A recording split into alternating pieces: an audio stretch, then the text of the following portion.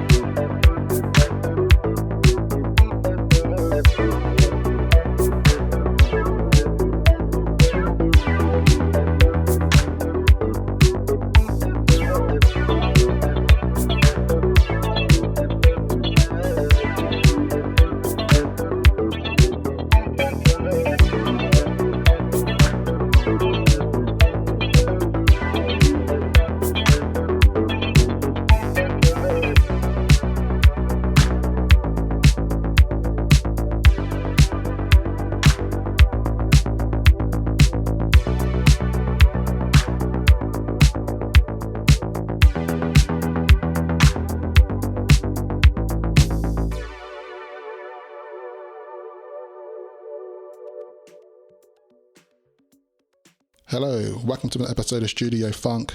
Today we have a very special guest all the way from Oakland, California, one of the best pioneers, modern funk producers. Ladies and gentlemen, I'm proud to present to you, E-Live. Hello, Eli. How you doing, man? Hey, everybody. Welcome to Glad Studio to be Funk. here, Oswald. Thanks for having me. No problem, man. Welcome to Studio Funk. Yeah, welcome to my studio also in the North Bay. Nice, man. Nice. How are you today? I'm great, man. Yeah. How's the weather and stuff going on? It's perfect for a change. Yeah. Yeah, no complaints right now. It's amazing. No smoke. Everything's really nice. Good vibes. I'm glad the smoke cleared up. When did that clear up? Was that not too long ago? Yeah, exactly. Yeah, man, that was crazy when that happened. That was madness. Oh yeah, that's a whole other story. Well, I'm glad that you're doing well and survived that kind of a weird experience right there with all that, the red skies and bad air going on. I'm glad that's cleared by. I did hear Thanks, that. man. Yeah, I appreciate that. I did hear that that it also moved on to New York as well. It did. Yep, we're all connected. So, for people who don't know, eLive is a producer and is home to the modern funk label Star Creature Records. And early this year put out a really good album called Boogie for Life. And we're going to get into that later, but I think what we want to do right now is start from the very top, from the beginning. How did you actually get into producing at the start? Well, I started out as a guitar player and realized when I was getting some higher education for a music degree at a junior college that there were so many guitar players I was going to have to switch to keys. And in that process, just developed a real love for piano and keyboards, and the archetypes like Herbie Hancock, Bob James, just that really subtle, understated effect you can have with the Fender Rhodes. It captured me right away. Nice. So starting from the keys, that kind of opened up just a huge Pandora's box. You can go synth, you can go piano, you can get like that big kind of like Earth, Wind and Fire piano sound.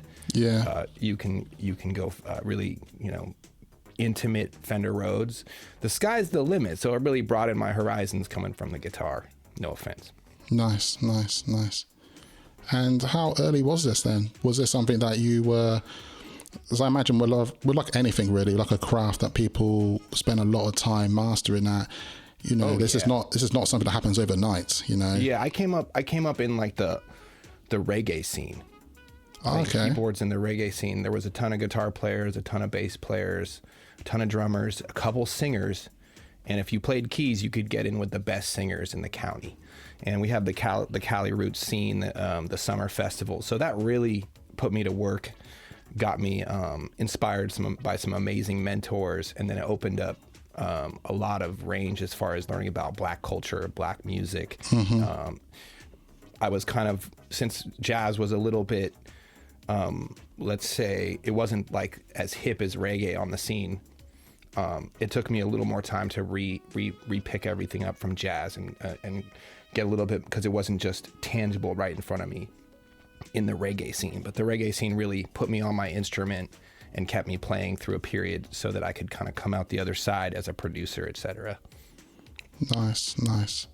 Yeah, that's quite interesting that the background there would be the reggae scene. And I think it might surprise people, because obviously people would just think because you do funk and stuff like that immediately you might referring back to like funk at the start and stuff. But it just shows you that, especially with the talents with producing, you can start from any place, Oh yeah, I mean, Bob Marley, that's some of the funkiest albums ever with that clav. Oh man. He can just create a militant, powerful sound. It's pretty much the same ensemble and band makeup that you have in funk music. So there's a lot of connections there with that classic big band reggae sound you get from Bob Marley, etc. Yeah, and that same groove, that same, And then separately, when you get into a lot of the 80s reggae, they were really pioneering with all of those drum machines. You can hear it in all the 80s reggae, from Yellow Man, Gregory Isaacs. It's just that super hit and snare that just pops through the mix, and that really tight hi-hat. A lot of the same elements you find in that classic R&B engineering, mixing makeup. Yeah, definitely. As you mentioned that, I can just imagine and hearing it right now, of that snare which just cuts through. Yeah.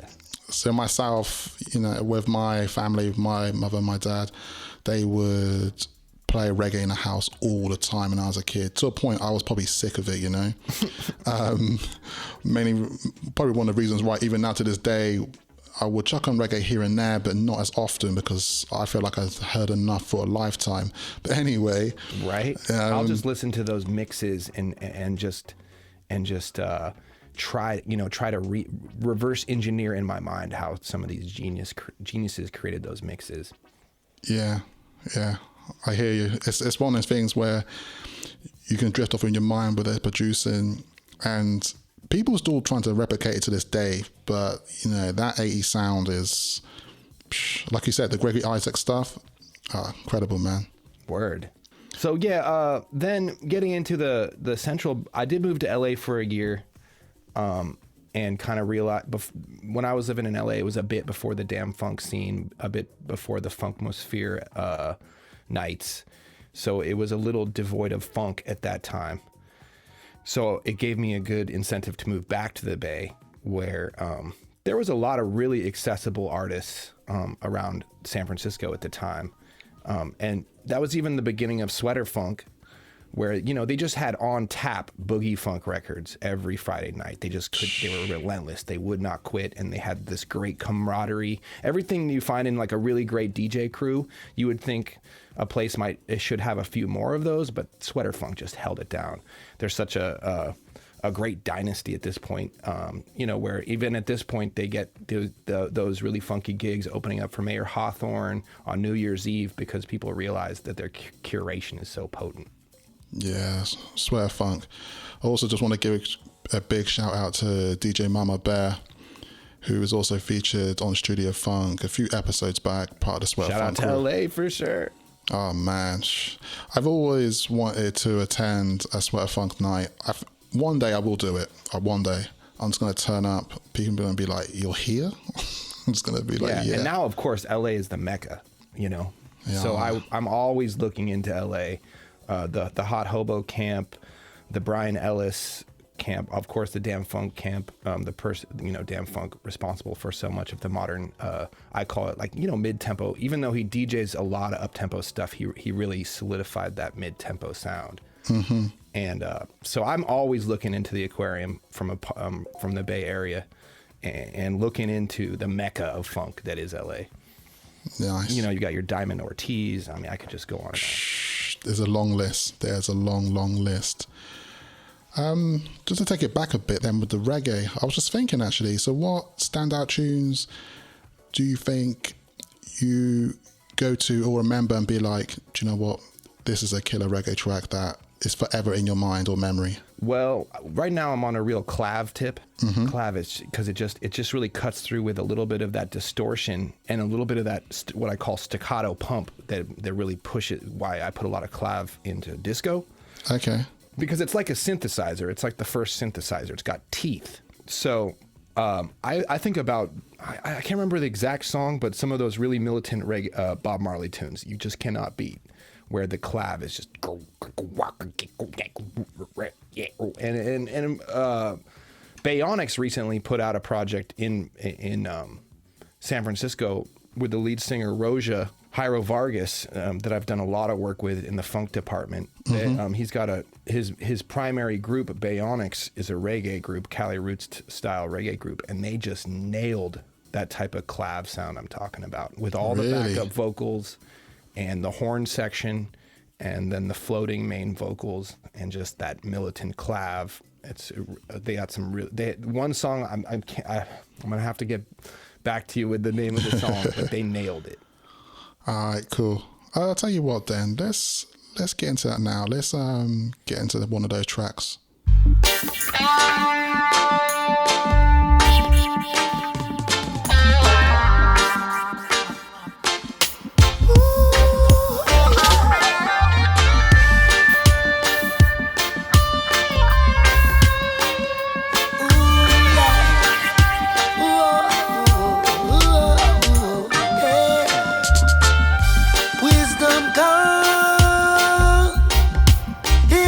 Time of tragedy.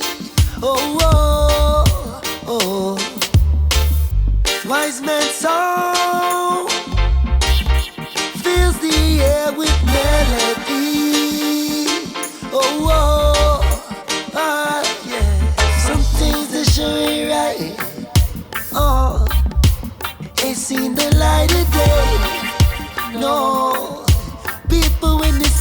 true. Bright sun rays coming down to kill my soul. Through the misty clouds now, I say one day we gon' show up where we are coming from.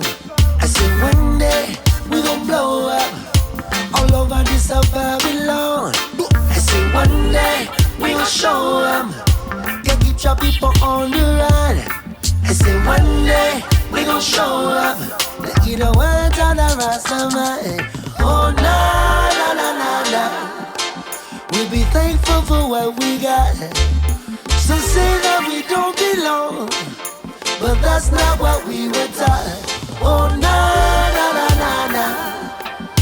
The battle has yet to be fought. When danger now peace will come, and love will silence the final shot. Hear the rebels they come, break it through them chains. Hear the rebels they come. It's time to make a change. Never knew that I cause for freedom. For centuries mankind been seeking. Internal peace is the only reason to live at ease. Soon they will see the light that will spread the love, to bring your people all together as one, to show the world that we remaining strong. Never be defeated, never on the run. I say one day we gon' show up where we are coming from. I say one day we gon' blow up all over this Babylon. I say one day we gon' show up, can keep your people on the run. I say one day we gon' show up, the either words on the Rasta man. Oh na na na na na. We'll be thankful for what we got. Some say that we don't belong, but that's not what we were taught. Oh na na na na na. Yes, sir. The battle has yet to be fought. When danger no peace will come, and love will silence the final shot.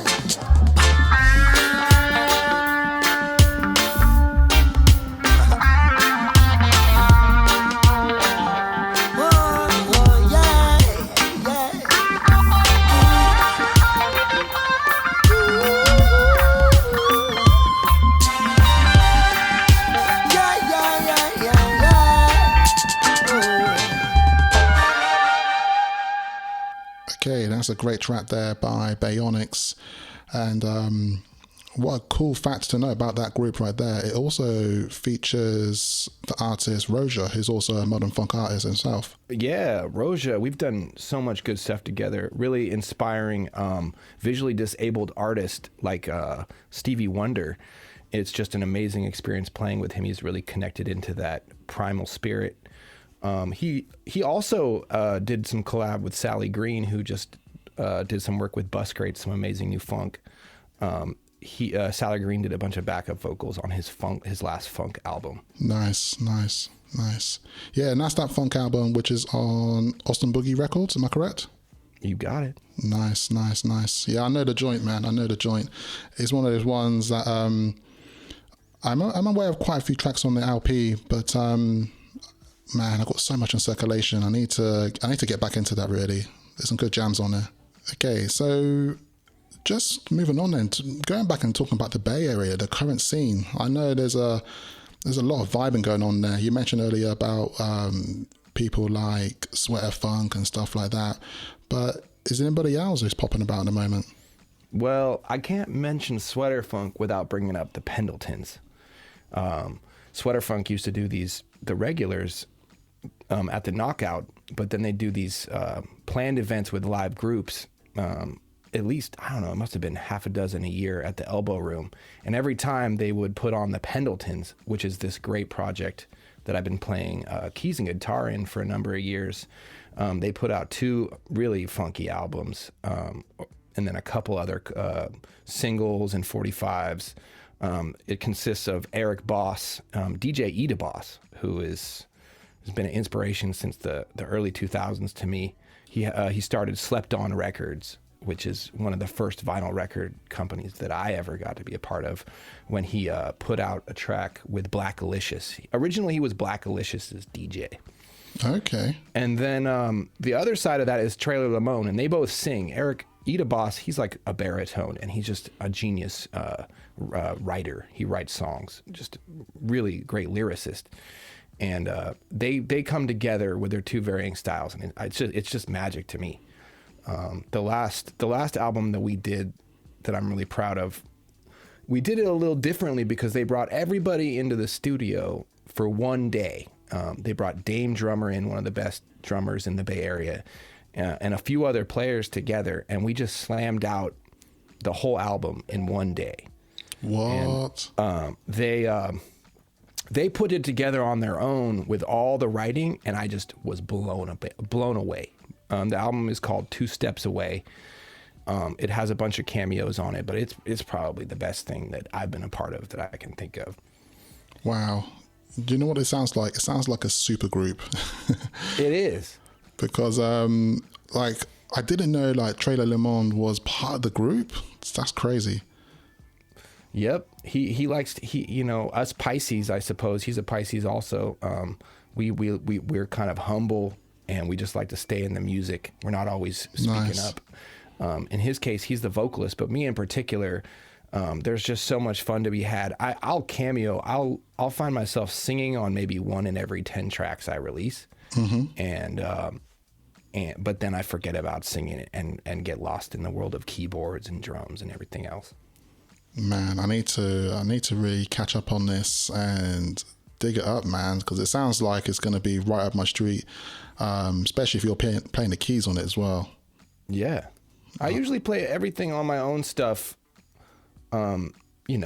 Especially, you sometimes people regularly talk about the pandemic era and the isolation, but that I joke with XL. We joked the other day with XL Middleton, who's down in LA, an amazing modern funk synth player and producer. Mm-hmm. We joked that producers are built for this age. We're built for isolation. We're built for getting it out on our own. Mm-hmm.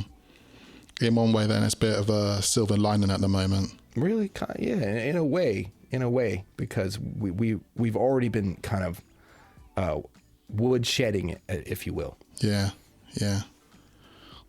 I'm sure that within these last few months, you probably, just cracking out those jams, man. Oh yeah, I'm close. I'm on a lot of really great catchy verses, and now I'm working in on those bridges, those turnarounds. We got to cut into that monotony of a good dance track. Oh man, I'm really looking forward to your upcoming releases, man. Awesome. Yeah, me too. But just to go back and then with the Pendletons, man. So what was that latest album called? The last album was called 2 Steps Away. 2 Steps Away. Yeah. Okay, so I think what we're going to do right now, we're going to get into a couple of jams on that. Is there any particular favorites you'd like to hear right now? 2 Step Into Death, the track that the album is named after, is a perfectly apt tune to listen to. Nice. Say no more. Let's get into it right now.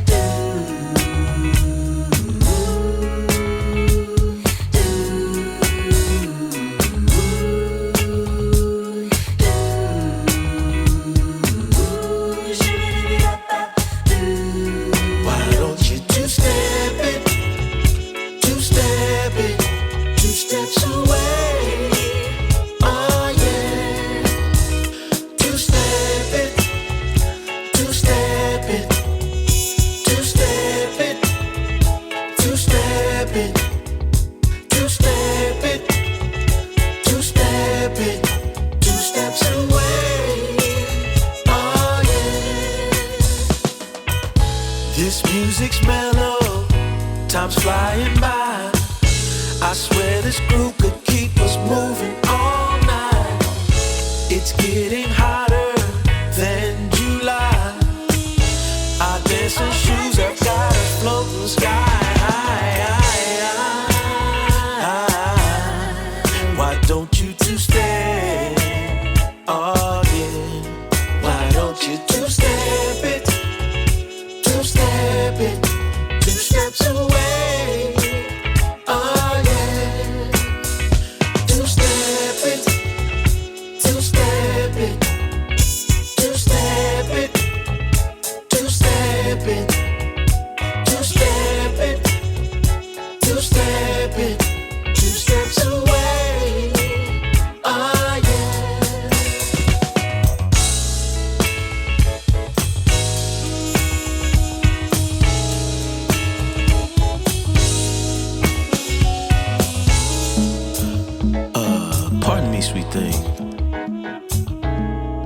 I've been watching you, watching me, almost all night. The party's almost over, and I just want to take you by your hand, pull you on the dance floor, and have one dance. We ain't gotta go fast.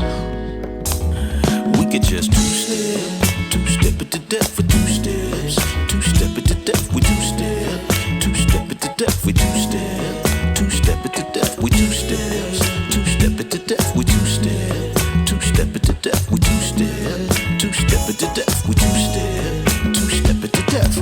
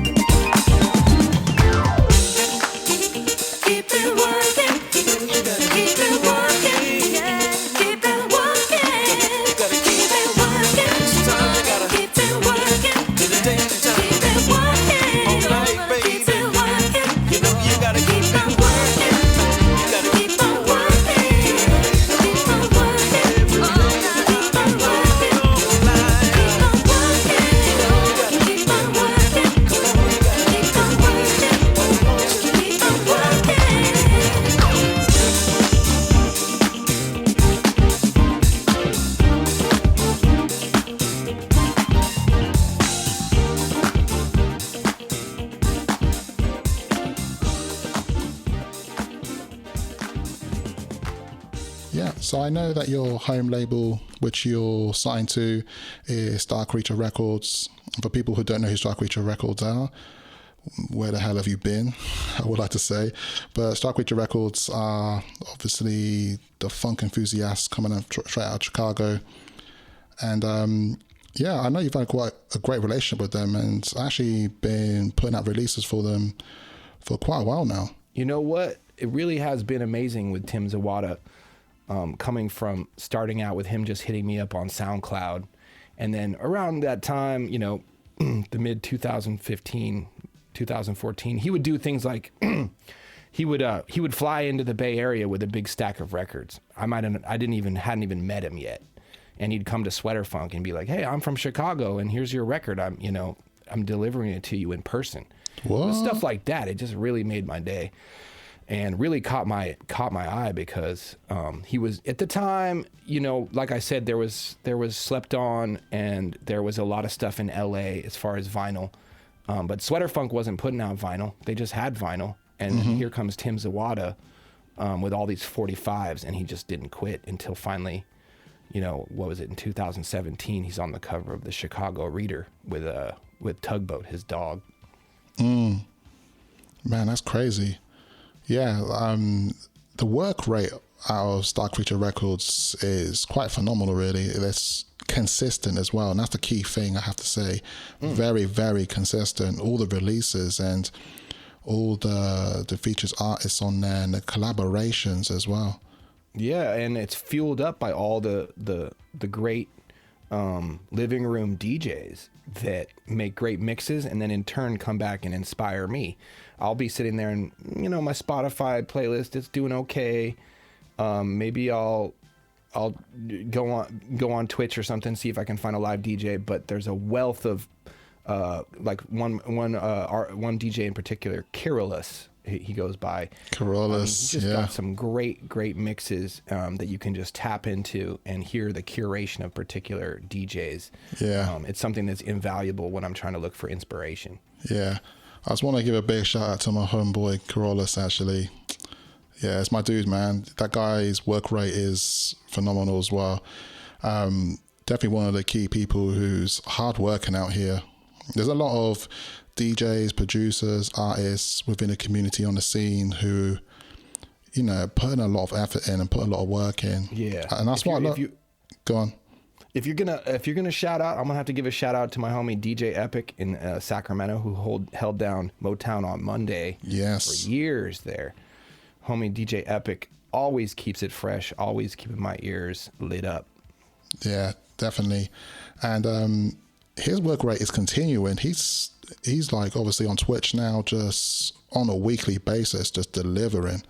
And showing love and creating a lifestyle. And thinking deeply about DJs in 2020 and everything, and connecting artists, doing everything you need to do.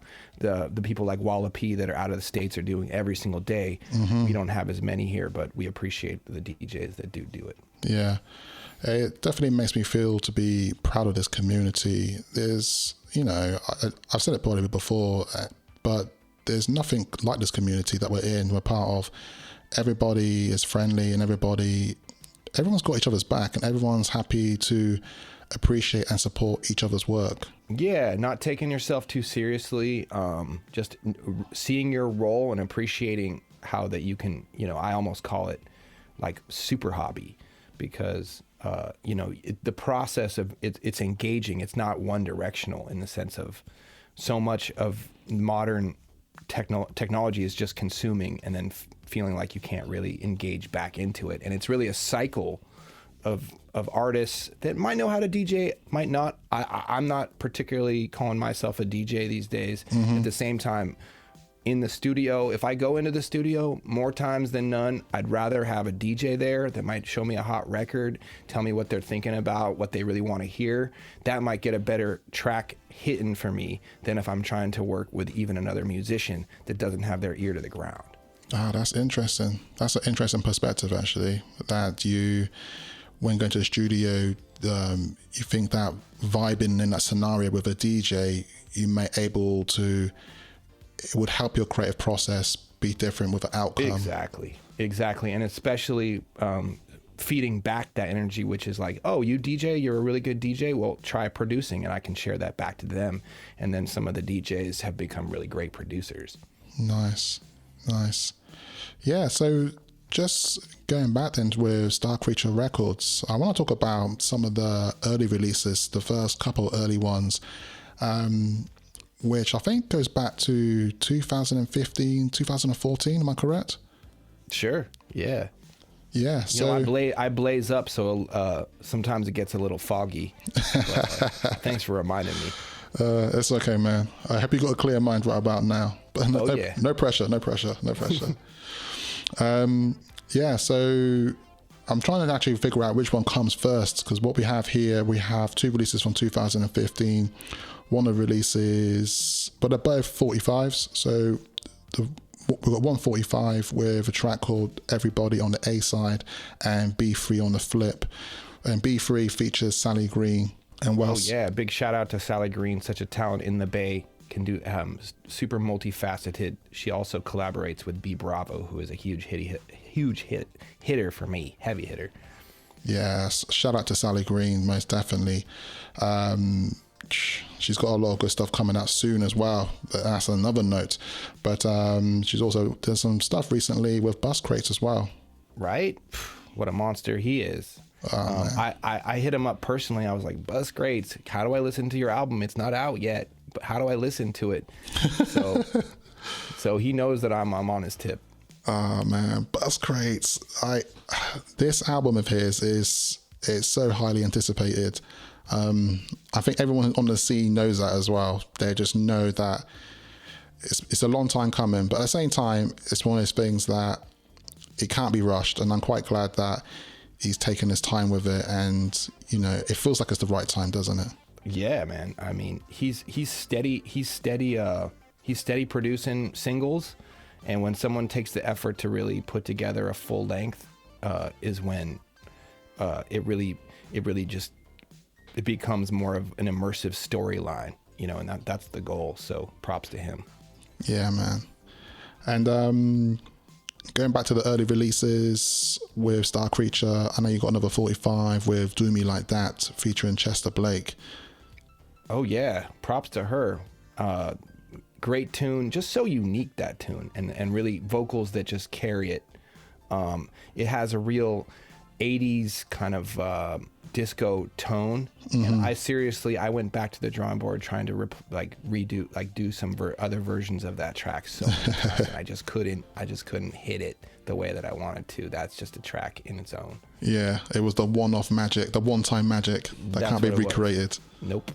Because I'll be honest with the story was that I was in a relationship with the lead singer, and we were having some struggles, and it was actually, I wrote the lyrics, Do Me Like That, as an irony. Why you gotta do me like that?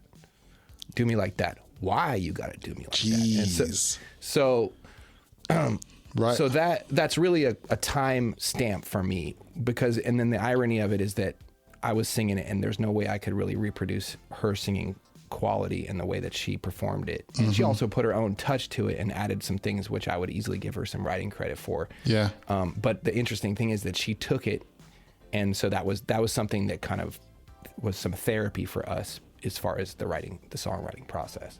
That's incredible, man. You hear that, people? You heard it right here, exclusively on Studio Funk. I don't think you're going to get that information elsewhere. But what we're going to do right now, we're going to get into these couple of tracks and then enjoy them, man, because I know these tracks go hard. So let's get shout out to Oswald, always keeping it real. I really appreciate that, man. No worries, man. Thank you, Eli, man. Studio Funk. All right, man. Let's get into it right now.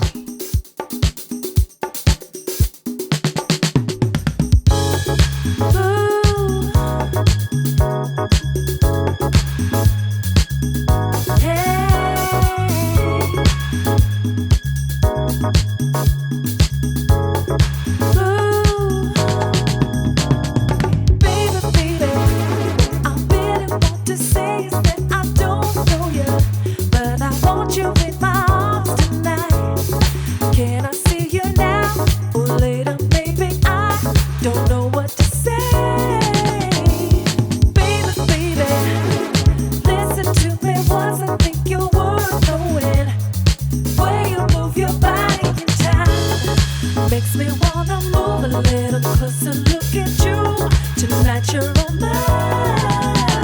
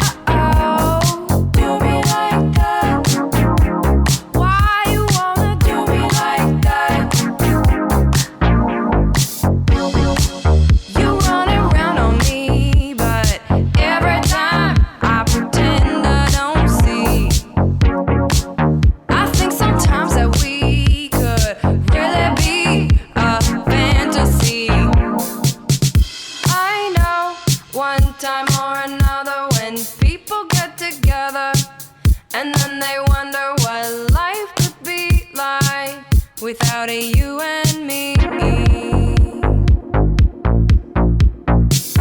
me like that. Why you wanna do me like that? Uh-oh, do me like that. Why you wanna do me like that?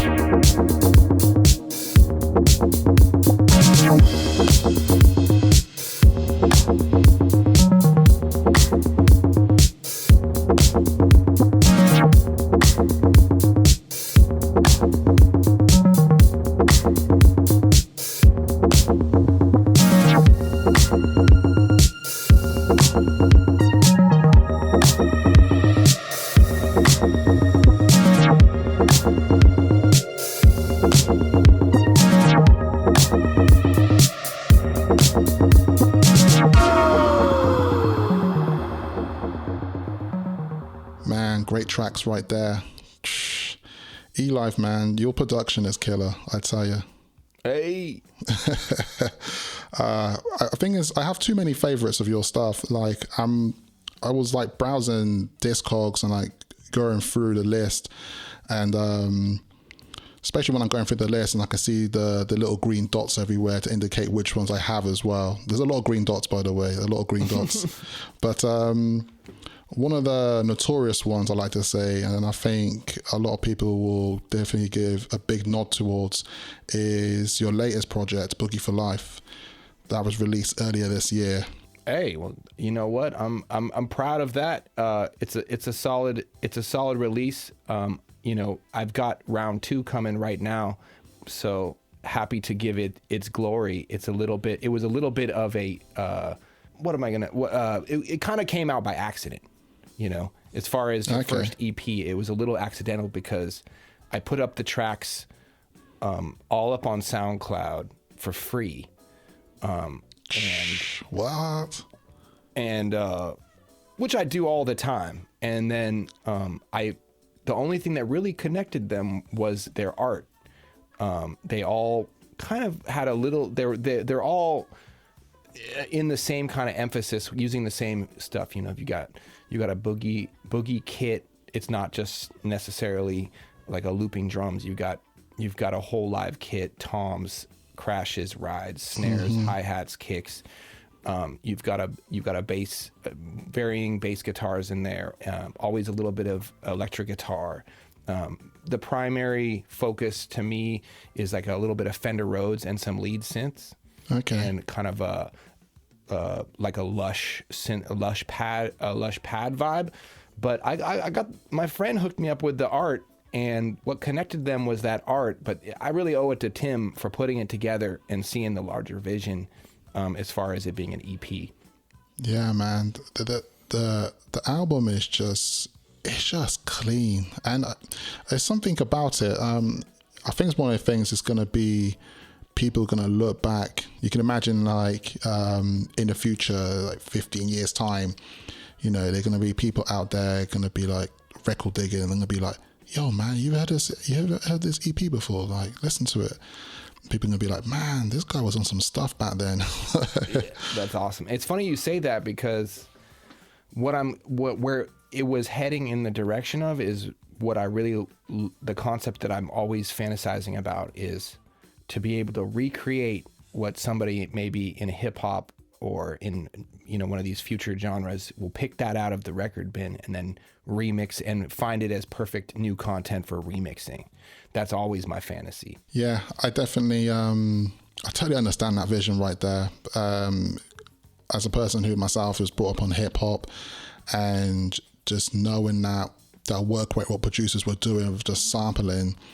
But yeah, man, who knows? It's just one of those things. I do think, you know, at some point, music that's coming out nowadays, like in modern day, at some point, they are going to be referred to as classics, or referred to as people find those sources of digging into the crates. Yeah, and that's, I like the way you say that. For me, the way that I always stay hyped on music is I've always got to be about that next thing. Mm-hmm.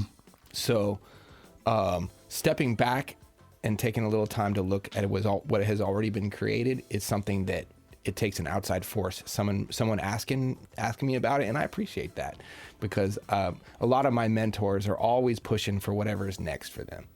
Yeah. Well, I totally understand that. I totally hear that.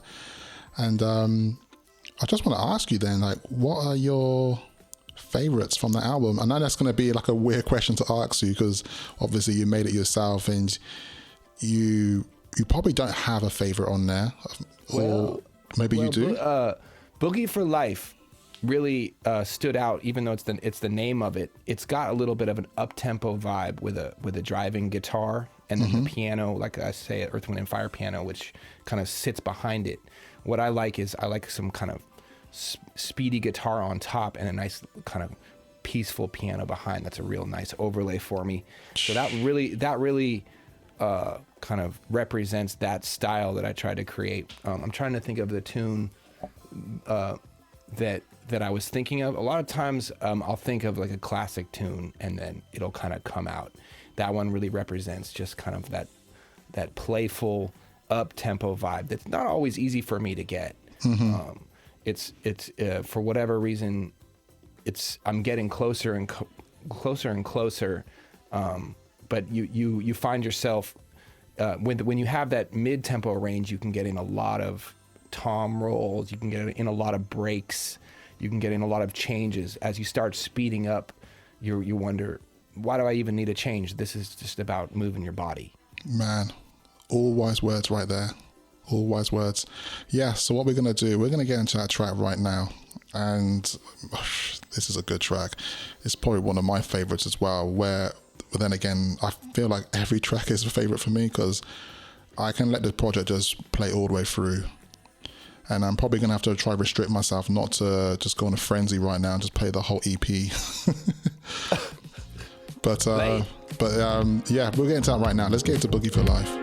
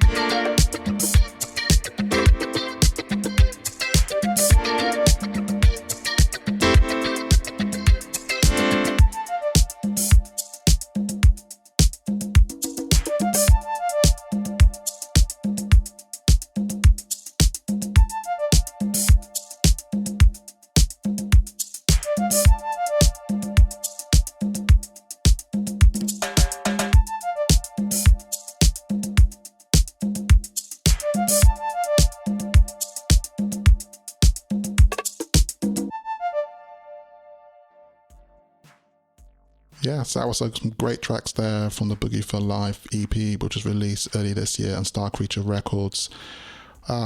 Every time I listen to these tracks, I can hear the different layers. It's like a fresh listen every single time. And I really appreciate that, because also it does show how much attention to detail that you put within your craft. And I can imagine these studio sessions, like I mentioned before, these things don't happen overnight, and I totally respect that you spend a lot of time like crafting and coming up with these concepts? Yeah, some happen sooner than others. I might have one tune that I'm really trying to be experimental with, as far as taking the different limitations to only having 2 hands. Like, I'd love to fantasize about having 4 hands. What can you do with 2 hands? Well, in the synth world, which I came up in pretty strong, I was a real synth geek for the last 10 years or so. You notice that you can play the bass along with the chords. And you're about to go over to your homie's house, and he's about to play bass, and you say, you know what? I'm going to cancel. I got my left hand. So you're just there, and you get another keyboard, and now you've got the band. You might call up a drummer or somebody to play the pad drums, and you can literally play the bass with your left hand and play the chords with the right. And when you realize that process as a keyboardist, it really is revolutionary, and it just kind of opens up the whole process for you, because you're not really making a layer that's supposed to stand on its own. It's really a layer that's supporting another part. I might find myself, if I'm really just going to make a bass line over a nice groove, it might be way too complicated. So then what can you do with, the only thing you can do with a complicated bass line is put just a few chords over it so that the bass line stands out. What I really want is the bass and the keys to play together in a way that creates something new as they are cohesive together. So that comes from the discipline of really trying to play 2 different parts of the sound at the same time, whether it's the bass and the keys. I'll usually start that way, or it's in the sense of the drums, I really can't be bothered too much with just a few samples. I've really got to come into the studio after I maybe chief up a little bit. I've got to have on my pads, I've got to have the toms, I've got to have the snares, I've got to have the kick drum, I've got to have a bunch of hi-hats open and close and crashes, and the whole wealth of sounds in a drum rapport of your classic drum sounds. And that's really gonna be able to make me be fluid in the moment, where I can throw in some tom rolls, I can hit a crash. I'm just not gonna have the patience for one looping drum line. Little things like that are really gonna keep your production process fluid, I guess. Yeah, that's some really great insight right there.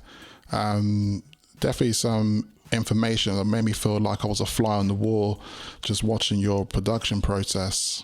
Because I guess for myself as a listener, like, it's quite easy just to not to, you can't imagine sometimes how it's made, or you're trying to vision it. Yeah, it's funny. I get hit up all the time by folks. They're like, "Who's the drummer on that?" And I laugh because it's just my fingers. But I've been spending about 10 years learning to play the drums on the pads in a way that's really, really satisfying to my senses. And I can just have a great time on it and replicate what a drummer does. Wow. Manage to get a lot of collab work that way, because being a keyboardist and sometimes being a singer, there's a lot of pressure. But when you're just playing the drums and you're just offering that backbone, the pressure is gone and you're just having a really great time. But at the same time, I might go, if I've done a lot of work on the keys and the bass, I might just go into the studio and play drums on all my songs in one day, just like if I hired myself as a studio drummer. So I get all the tracks prepped, and then I'm just going to blast through each one of them, and that's going to warm me up, and I'm just going to hit all of them in one day, just like throw them at me. And I'm not gonna, and in that process, I really get like, something that's akin to some of the better, that classic live funk drum sound that I really can't get enough of. Sometimes I'll even go as far as to put in like a drummer's name, like a fake drummer's name on SoundCloud. Say, drums by Rufus Pendergrass. No way. And just to create a little bit of a kind of a playful notion of having different make-believe players. That's sick, man. That's sick.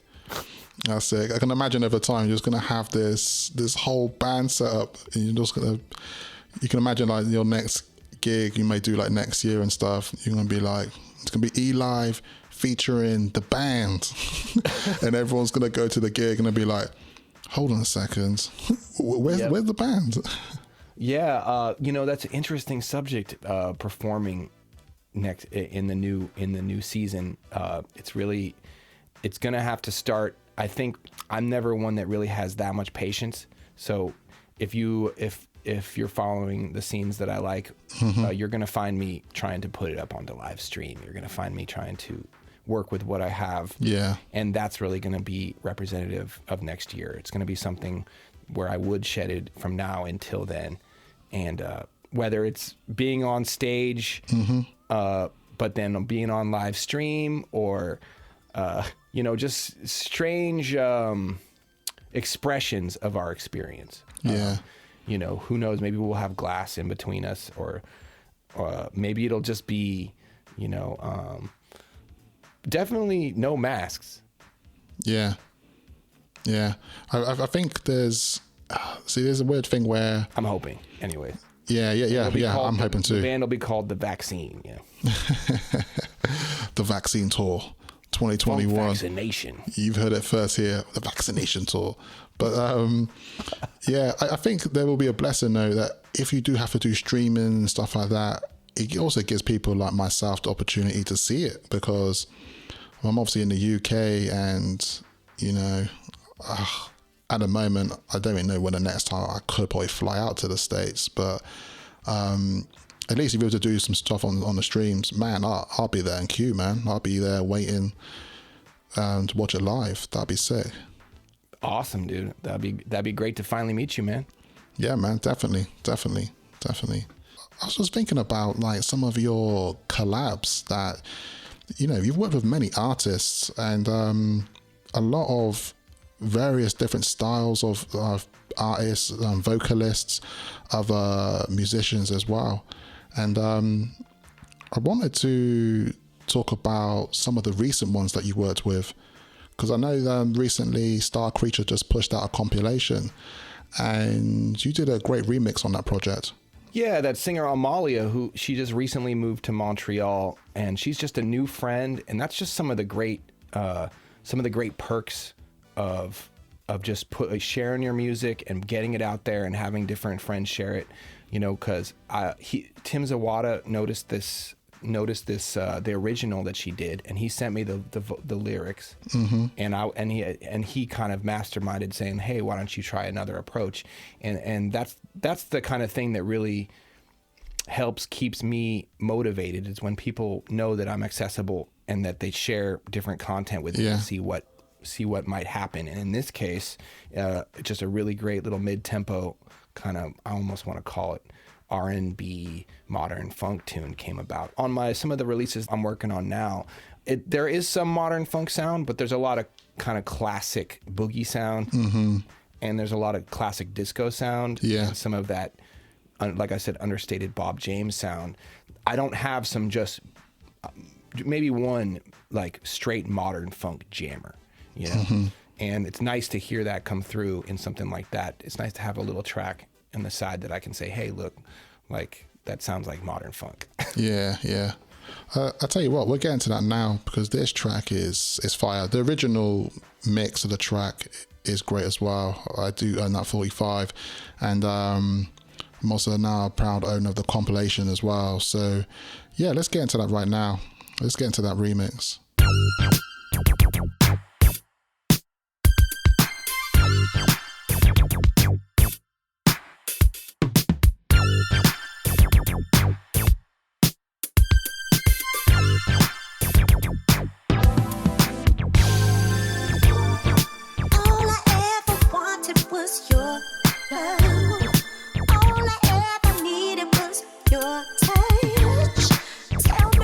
You feeling? Tell me how you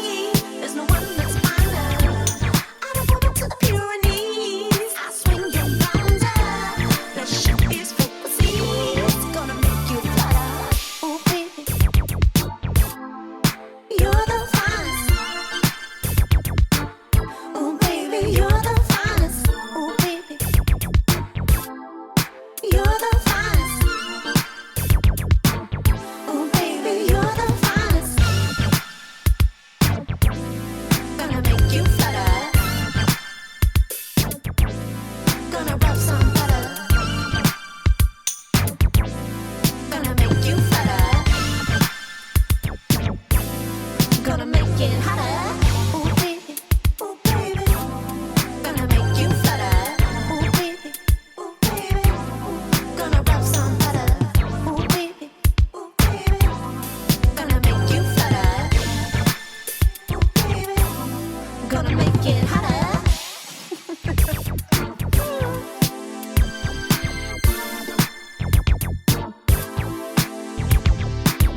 Ooh, baby. You're the finest. Ooh, baby, you're the finest I've ever seen. Your love, your life.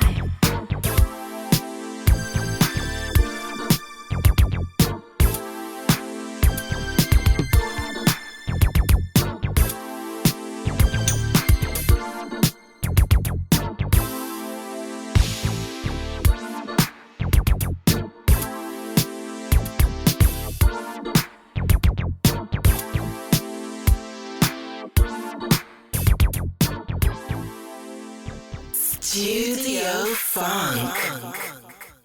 That's a great remix right there of the Cut Corners track featuring Amelia, with a track called The Finest.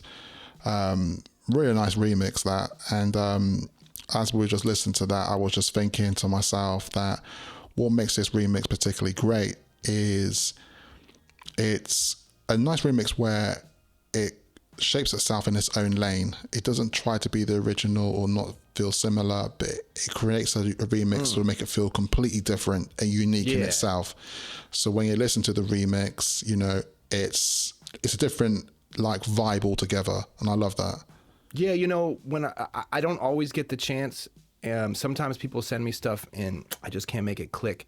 But in that case, I heard the original and I thought because of that and where they go with that, I felt like I had a bit of free reign to really just experiment, go hit some different keys, try to really make a unique original that could sit next to a unique second track that could sit next to the original. Yeah, I really love the original, and it's quite funny actually because not too long ago I actually picked up that 45, the original release, which I think it came out a couple of years ago, I think, but I want to give a big shout out to somebody who actually hooked me up with that 45, and that was Randy, and that's Hot Hobo at Hobo Camp. Yo, shout out to Randy. Yeah, man, big up to him because I got talking to him a bit about music and stuff like that, and he was I listened to his mix for a while there. He was the mainstay for me, and he right around that time of that track, the Amelia track I was making, he came and visited me from LA. He stopped in and just kept his vibes around. It was dope. Yeah, man, he's the dude, man. Yeah, his knowledge of music goes far. But we were talking about a few things, and he said he's got some records and stuff. I was like, yeah, man, like you're talking to the right guy right here. If you're selling some music, I'm interested to see what you've got. And yeah, man, I got some tracks off him, and one of them 45s I got off him was that. And which I'm starting to realize, not that saying it's a rare one, but I think it is going to become quite a rare one over time. I think he pressed like so much of those original 45s. But yeah, man. But also, yeah, big up to Star Creature for the latest comp. Credit. Oh yeah, big up to Star Creature. I gotta credit Randy. He really put the Pendletons, which are dear to my heart. I did a bunch of touring of California with the Pendletons. He put them on. The tour that we were doing. He put that together. And before the Pendletons moved to Bastard Jazz, they were on Hot Hobo. They were on Hobo Camp. Nice, man. Yeah, shout out Randy, man. Shout out Hobo Camp. Hobo Camp doing all great things as well. And also, they got a lot of great people on that label. We're just talking about it not too long ago. It was XL. Yeah, no. He's on Mo-Funk, but he's close by. I was just thinking about Brian Ellis. Yeah, that's it. Brian Ellis. That's it. Yeah, man. Brian Ellis is sick as well. Just got a lot of great stuff. And I know they recently just dropped like some couple of cassettes. I think it's like a double cassette release of the Quarantine tapes. I need to catch up on that. And I was being, he's big with Egyptian Lover too. Yeah. Oh man. He just sent me the new Egyptian Lover that hasn't been released yet, and then he was telling me about a release he did with Steve Arrington that got in the New York Times. He was really hyped about that. What? No, boy, I need to catch up. There's so much good music going on at the moment. Yeah. I've noticed that we just hit this moment just after, we're hitting autumn now, but there are releases coming out. Yep. Yeah, and the ears are there to listen. What else can you do? Become an audiophile, if you ask me. That's the best way to get through pandemic. I'm already there, man. I'm already there with you. Definitely. Shout out to Herbert Camp once again. And speaking of music and just talking about releases and stuff like that, is there anything that you're currently into at the moment? Probably would just have to say that I've been just soaking up the greats more and more. I'm really just getting down the wormhole with Earth, Wind, and Fire. Okay. There is that album called The Corner Office that really stuck with me. An artist named Max Zimmerman, and he's affiliated with the label Tokyo Baby. Okay. That my homie Toby Glider, it's Liquid Pegasus. He's released some stuff with Star Creature. He's got a new EP coming out that I did all the songs for. And they're affiliated with this Tokyo label, Tokyo Baby, and they also have Max Zimmerman on that label. This album is over the top, mixed so amazing. It's really got my fantasy band as far as the whole works: horns, amazing vocals, bass, drums, guitar, and then just the licks to pay the bills. Jeez. Okay. So I would say this thing I'm listening to right now, it's a little bit mellow. It's meant to kind of chill you out. Mm-hmm. Max Zimmerman, The Corner Office. One thing I really like about it is it's just heady because he's kind of making fun of the corporate world in all of his lyrics in this really kind of ironic, playful way. Yeah. That's why it's called The Corner Office. Ah, nice. That's a nice bit of play on the words there. Cool. Is there any particular track that you'd like to hear right about now? Yeah, off that album, I really would play the song called Airplane Girl. It's basically about this guy who's in first class and he left his family behind on the ground, and he keeps flirting with this one flight attendant. The track is funky as hell. Max Zuckerman. My bad. Now I'm going to have to do that. Yeah, my bad. It's The Corner Office, Max Zuckerman. Max Zuckerman. It's called Airplane Girl. Cool, man. We're going to listen to it right now. This is going to be my first listen too. So this is my first listen and the first Studio Funk listen. Okay, let's get into it right now.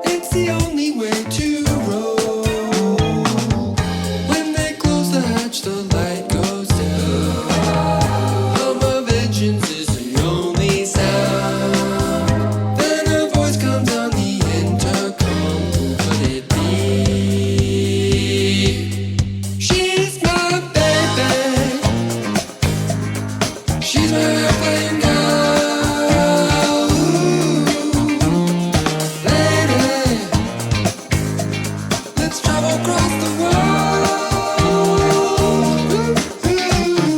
Baby, you're my airplane now. Believe lady, let's travel across the world.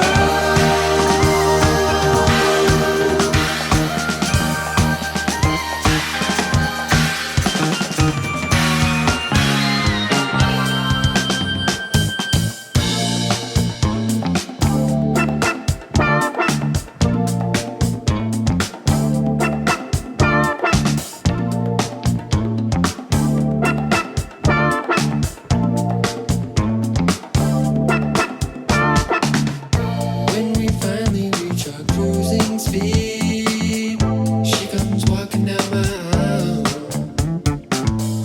Ask me if there's anything I need. I lick my lips and think a while. Feeling thirsty and I tell her so. She pours me whiskey through the night. But what I really want, I just can't tell her. You know it wouldn't be polite. She may think I'm just a businessman. Dismiss this OG somewhere out of hand. But love is not the only thing she needs. Oh, oh, baby, you're my airplane girl. Lady, let's travel across the world.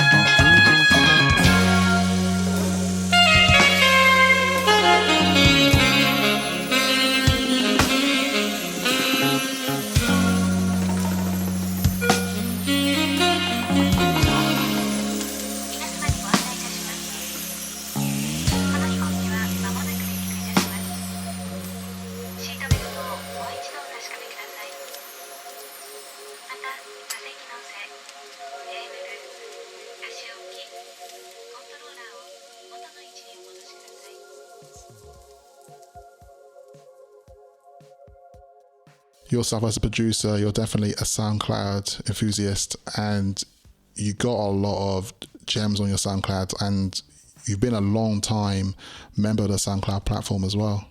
You know, I really love the idea of giving out free music. It's one of the most satisfying things an artist can do. To know that a DJ, there's a lot of free music out on SoundCloud, but a DJ will take the time to download your song, and then next thing you know, you see it in their mix, and they're really taking use of it. Is a priceless feeling to me. So that's what SoundCloud means to me, is just having that direct. They're not paying for anything. There's no money involved, yet you're sharing music and you're being part of a scene, and that's what I really enjoyed. I must have given out 20,000 downloads now, and happily. That's crazy, man. That's crazy. I still need to go through your back catalogue on SoundCloud and just start going through the rubble and looking for the hidden gems. But is there any particular tracks you'd like to share? You know, an artist that I recently got to work with out of Chile, called El Fertitad, one of the funkiest dudes I know. Really did his element is he has a little bit of a Daft Punk element to it. Okay. Really crispy little beats, really catchy, and just great vocals. I got lucky enough to be able to do a remix with the artist Liquid Pegasus. That also he has a few monikers, Josh Landquist. Mm-hmm. And we did a track called La Buscueta. And I got to do the remix. I basically just remade all the musical parts and took the vocals. So that's the track I'd like to share. It's on my SoundCloud, La Buscueta. Cool, man. Let's get into that right now.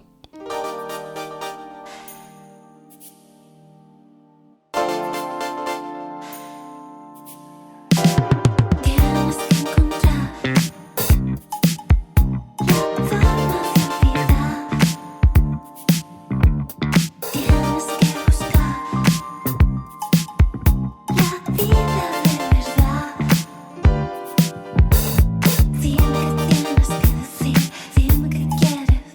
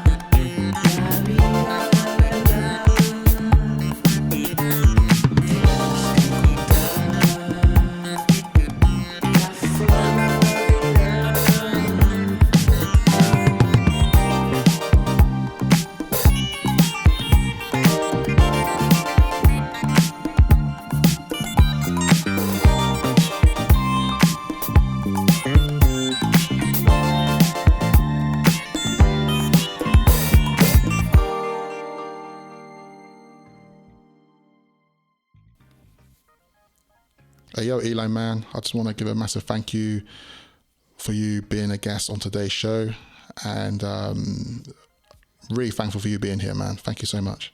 Yo, Oswald, word up. Had a great time. And word up to all your listeners out there. Really appreciate having the time to talk to you today. Yeah, man. It's been a great honor just to go through, talk about your various processes for recording and a bit of history as well, man, and sharing some nuggets of gems as well. Really appreciate it. Yo, anytime. Anytime. Yeah, man. Thank you so much. And we will definitely have to catch up another time. Definitely. All right. Well, word. That's what's up. And thanks again to you too. Sure. So just for my listeners, whereabouts can they find you on the internet? Well, my main label is Star Creature. So it's a long one. Star Creature UniversalVibrations.com.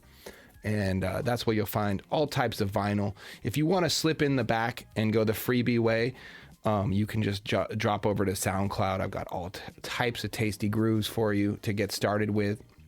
Lots of free downloads. A whole host of links are up in there as far as different collabs. It's really easy to go down the rabbit hole. Nice, man. Nice. Yeah. So signing off, man. I hope everyone's enjoyed the show. And Studio Funk will be back in another 2 weeks. Oh, my bad. It was soundcloud.com/elivebeats. Okay, that's what it is. And if in doubt, just search for eLive on SoundCloud.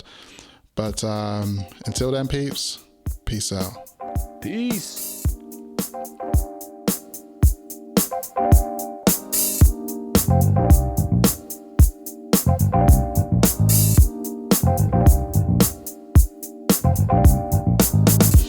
I want you to come testify. I want you to just come clean. I want you to tell the truth. You will know how you hurt me. Took my money, took my home, left me stranded, picked my bones. You deceived me, I was blind. Guess I'll play the fool this time. Love don't pay the bills. Love don't pay the bills. Love don't pay the bills.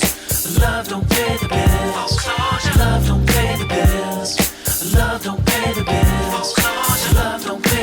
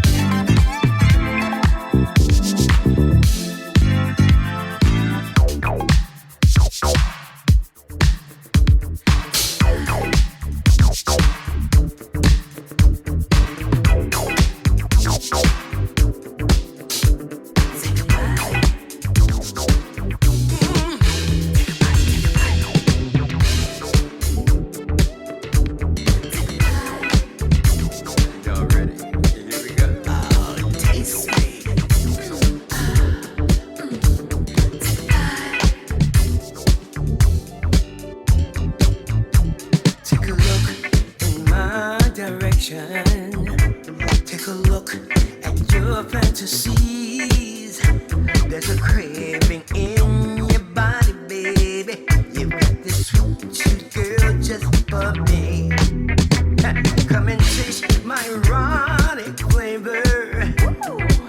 Come and take a bite of me. I can see that you're a chocolate junkie.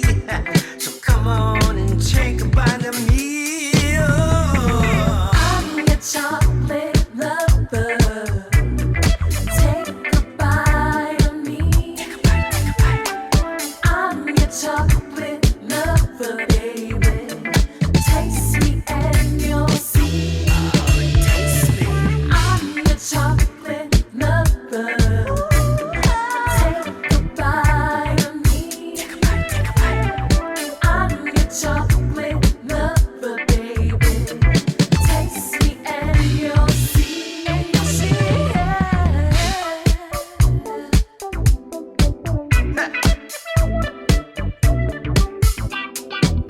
Now I know it's only human nature that you could feel this way. So uncover your imagination, baby. 'Cause it's with the heart that we relate. I can see that you're a freak, baby. So come on, take a bite of me. Oh. I'm your chocolate lover. Take a bite of me. I'm your chocolate lover, baby. Taste me and you'll see. I'm your chocolate lover. Take a bite of me. I'm your chocolate lover, baby. Taste me and you'll see. I'm sugar coat that good bar. It's your chocolate lover, man. Can't nobody love you like this chocolate lover can. I'll make you scream and holler.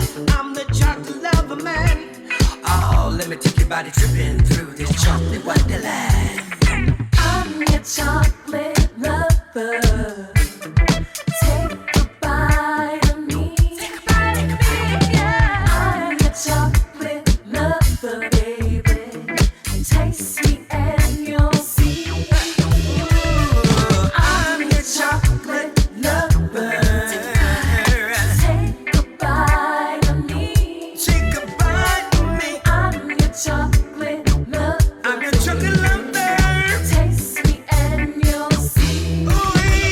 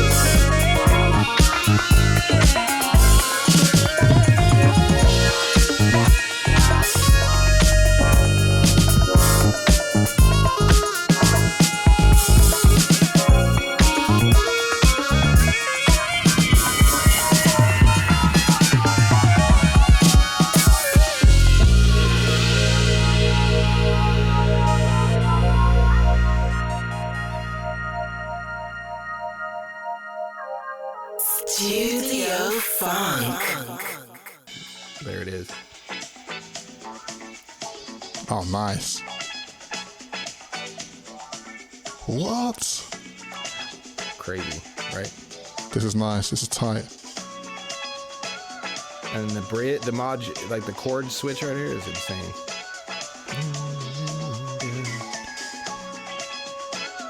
This is the shit I'm trying to do right here. Jeez.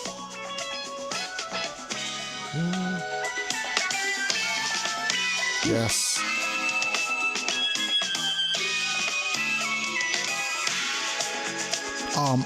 Do you know what? This is my jam. This is my kind of jam. Yeah. Ooh. It's just a nasty. The horns on that. I know, it's crazy. I'll send it to you. Oh. The And then horns. wait for the lyrics and then I'll cut it off. Okay. Beach Boys. Yeah. Just Beach Ooh. Boys, basically.